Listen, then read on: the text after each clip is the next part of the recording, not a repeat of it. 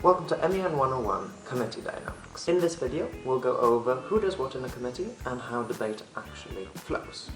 You who participate are all known as delegates. Your job as a delegate is to represent your country's interest and try to get the best out of a debate for your specific country. You do this by giving strong speeches, negotiating, writing documents and forming blocks with other delegates. Each committee is led by chairs, who are like the referees of a committee. They make sure all the delegates follow the rules of procedure and guide the committee. We're going to explain what the rules of procedure are in another video. Chairs aren't just your referees, but also your coaches.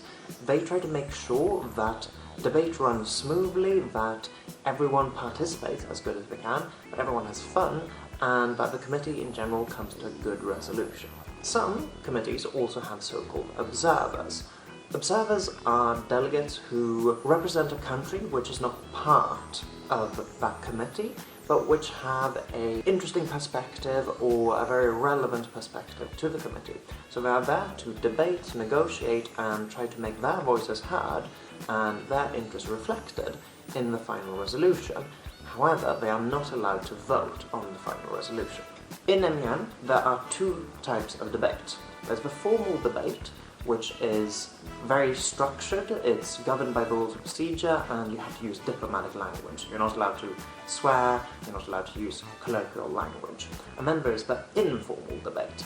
In the informal debate, you can move around freely, you get to negotiate, you don't have to follow any of the very strict rules, except to be nice to everyone. But we're going to go into more detail on both of these types of debates later.